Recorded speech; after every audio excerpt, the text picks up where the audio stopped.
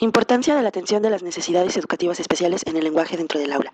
Podemos decir que el lenguaje es la capacidad exclusivamente humana en donde intervienen las funciones biológicas y mentales del ser humano que hacen posible expresar sentimientos, ideas, deseos a través de un sistema de signos lingüísticos, los cuales son adquiridos paulatinamente en su relación con el ambiente utilizando el lenguaje como un medio de comunicación necesario para la vida en sociedad.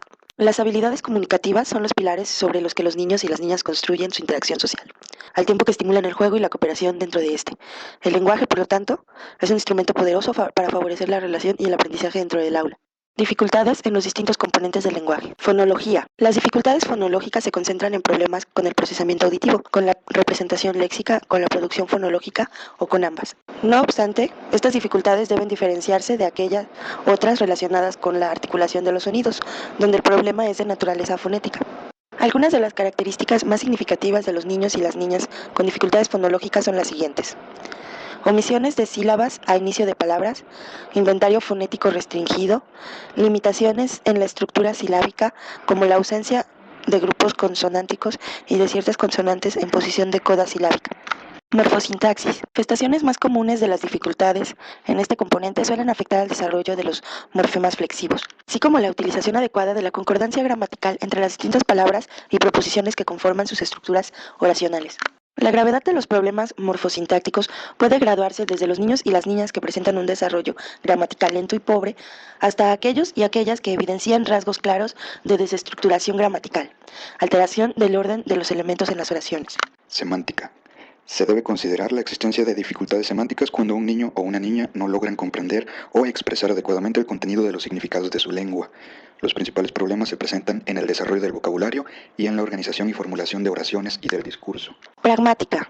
Se habla de dificultad pragmática para hacer referencia a los problemas que las personas tienen en el uso del lenguaje con fines comunicativos, es decir, niños y niñas que no hablan, que les cuesta usar el lenguaje como instrumento para relacionarse con los demás y para formular preguntas, peticiones y aclaraciones. Deficiencia mental. Presentan pobres habilidades del lenguaje receptivo, especialmente los niños y niñas con síndrome de Down. Presentan una mayor dependencia del contexto para extraer significados. Amplios problemas en la comprensión. Utilizan oraciones más cortas y menos complejas. En la conversación hay dificultades con tareas. Para referirse a algunos significados, hay menor asertividad, poco uso de preguntas para solicitar información nueva. Desorden del espectro autista. Puede referirse, se caracteriza por trastornos en la interacción social y en la comunicación verbal y no verbal, así como por patrones de conducta restrictivos y repetitivos. En la comprensión hay trastornos, especialmente en conectarse al discurso, tal como ocurre en las conversaciones. Parálisis cerebral infantil. Hay problemas de atención y en la velocidad de procesamiento, pobreza auditiva y de comprensión lectora, dificultad en la comprensión de las oraciones, dificultad en la comprensión de los términos abstractos. Por lo regular, las oraciones pueden ser largas, fragmentadas e irrelevantes. Tienen dificultad en la organización y en la expresión de ideas complejas. Alteraciones en la comunicación y el lenguaje. Retrasos globales del lenguaje y la comunicación. Disfasia del desarrollo, afasia infantil, retraso del lenguaje expresivo y receptivo. Se manifiestan en la escasa comprensión de la situación comunicativa en general y de los mensajes lingüísticos en particular, así como la expresión de las ideas simples y un vocabulario muy limitado. Por otra parte, las disglosias son las dificultades de la articulación debidas a alteraciones anatómicas, genéticas o traumáticas que afectan a los órganos periféricos del habla. Como disartria se le conoce a las dificultades en el habla debido a la parálisis u otro tipo de dificultad de los músculos de los órganos de la fonación, secundarias a lesiones en el sistema nervioso, que afectan fundamentalmente a todos los movimientos voluntarios y no solo a los del habla. Detección de necesidades educativas especiales en comunicación, lengua, lenguaje y habla. Los esfuerzos en la detección deben abarcar audición, motricidad del habla, aspectos externos de cabeza y cara, examen intraoral, dentición, faringe, lengua, paladar, función velofaringea y resonancia.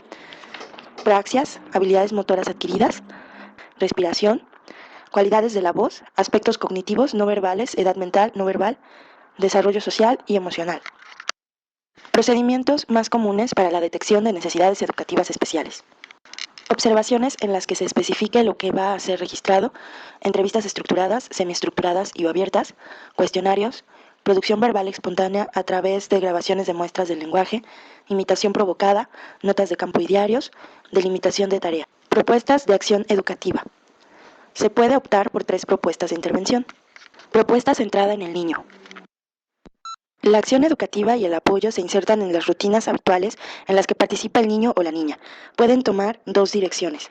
La estimulación indirecta del lenguaje. Se trataría de usar distintas estrategias de estimulación del lenguaje.